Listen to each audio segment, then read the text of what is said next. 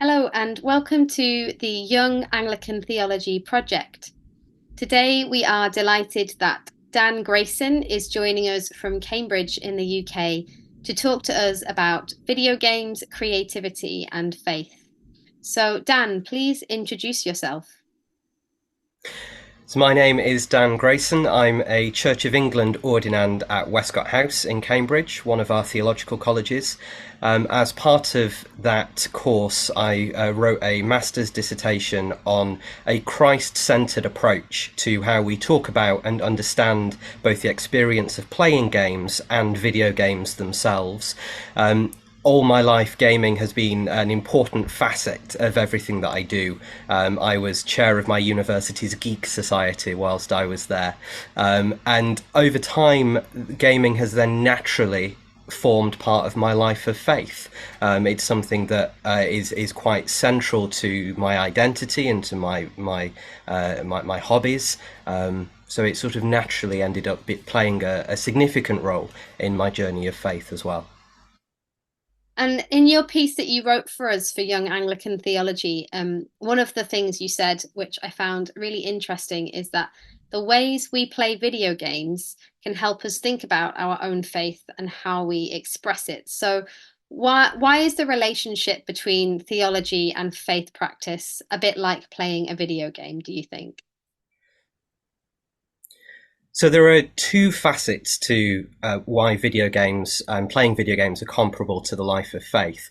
The first is that when you play a video game, you step into another world, a world that has been designed with a particular story, characters, environments, music, and that story, whatever it may be, can't unfold without your participation. You don't observe a video game in the same way as a film that plays out whether or not you're watching it. A game only plays out when you are playing it. And that, in my mind, is comparable to the way we approach our lives as Christians, that there isn't a pre-packaged salvation formula available. We have Holy Scripture, but our relationship with God only develops as we have that relationship, as that relationship plays out. For God's story to unfold, we have to participate in it. For a game to unfold, we have to participate in it. So, bearing that in mind, when we come to talk about video games, we often think of three components. There's the design of the game, as I've said, the environment, the story, the characters. There's then what's called the dynamics of the game, the rules, the mechanics, the way things work in the world, and then the experience of play. So I think there are some parallels that we can draw between those and between our understanding of faith. The first is the design. The environment that's been created by the video game designer is God, is God's purpose for the world, is the love of God that is revealed in Christ. The dynamics, the rules of the game, I think are comparable to our doctrine, our theology, the way we talk about God, the way we think about God. What we're doing there is mediating what we can understand of God to our human experiences. And the experience of play is the experience of life. As we play the game, using the rules that have been given to us to explore the design that has been set for us, compared to the life of faith, where we as humans, loved, created, and cherished by God, use theology and doctrine to try to understand, as best we can, the God who made us and created us. So I think there you have a form of media in video games that is an near perfect environment in which gamers can try to explore faith. It's such an interesting way of thinking about what we do when we do theology that I haven't ever really come across before. So, thank you so much for sharing those insights. I wonder, can you describe how playing video games has helped you think about your faith personally, not just as a sort of structure for thinking about what we do when we do theology, but your personal faith and spiritual life? So one of the things that I am that comprises part of my gaming identity is what in video game parlance we call an achievement hunter.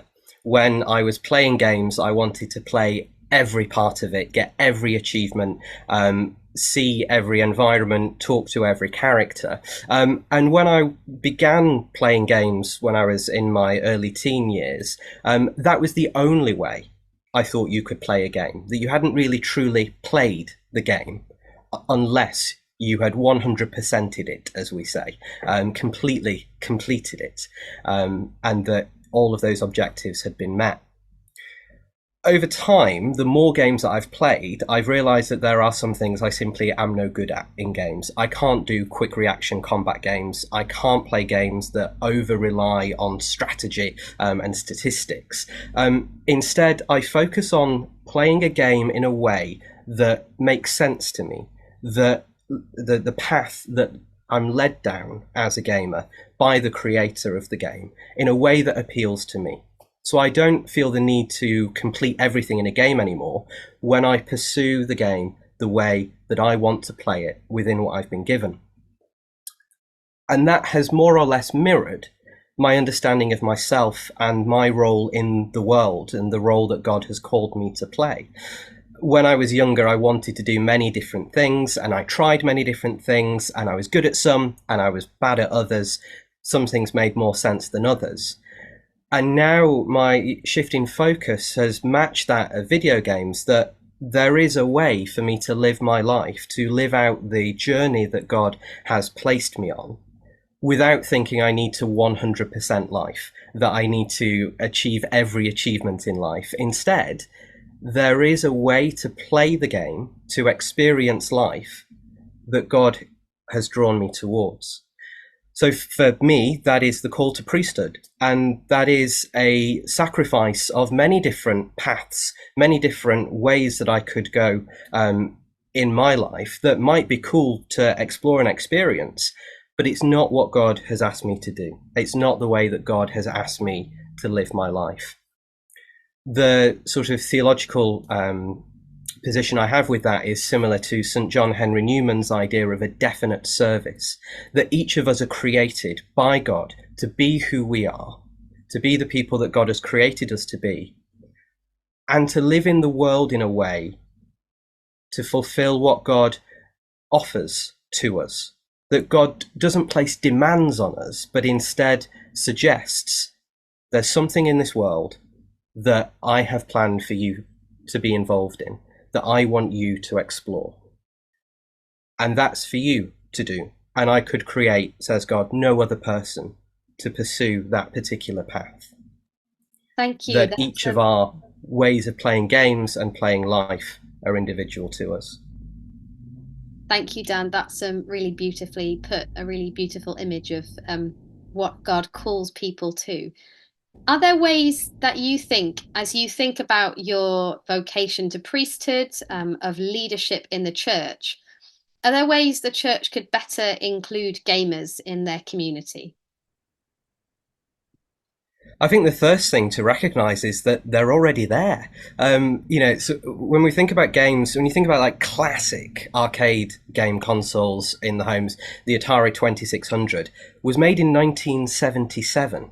We're into the 9th generation of game consoles. And if you think about kind of the youngest gaming generation now, let's say around the age of 12, they were born 10 years after the original Xbox came out.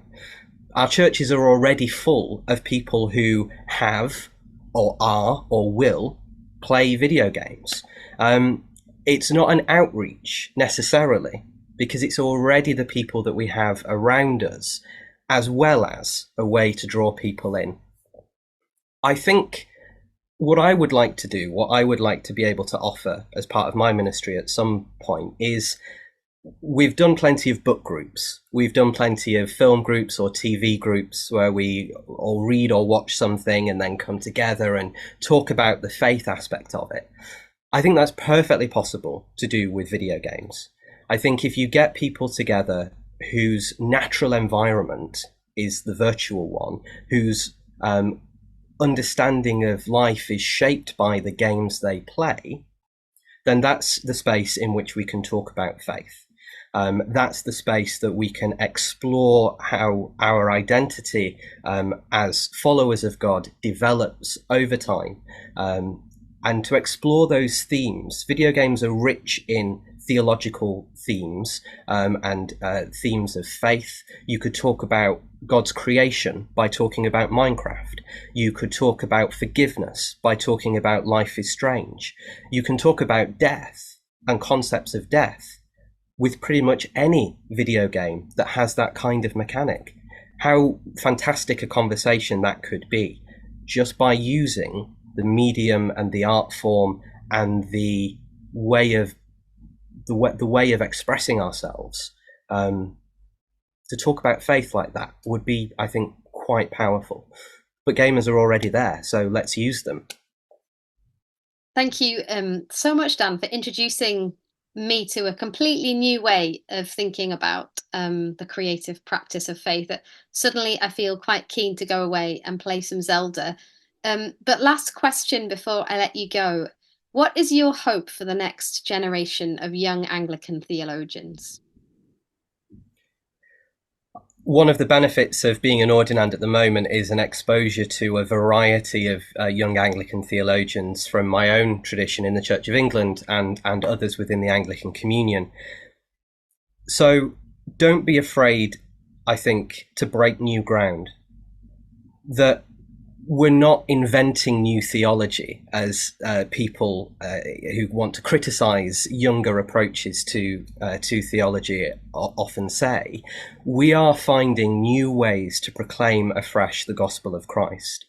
Our perspective as young theologians is different and is, in a sense, new, because we have cares and concerns and passions and worries that are unique to our generation and will be unique to the next generation and the one after that.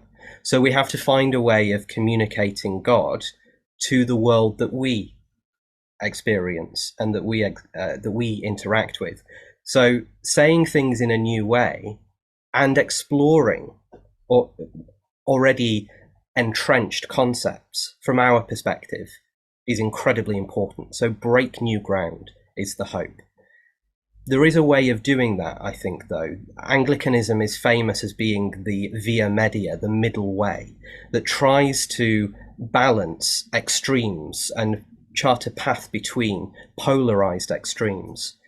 If you look at a lot of the debate that the Church of England is currently experiencing, it is a lot about extremes. I think Anglicanism, the offer of the middle way to try to, in our debate as well as develop our understanding of God, do so in a way that minimizes vitriol, that minimizes contempt as part of our theology, is something that as Anglicans, I think we have to hold on to as well. Thank you, Dan. That's a really hopeful note to close this interview on. And thank you so much to everyone who has tuned in to join us for this interview. Please do check out our website, younganglicantheology.org, if you would like to learn more about the project. And if you'd like to get involved, one way you can do that is by joining our seminars, where we have more interesting conversations. Our seminars are in English with simultaneous interpretation in Portuguese and in Spanish. So thank you again to Dan, and goodbye for now. We hope to see you at a future event.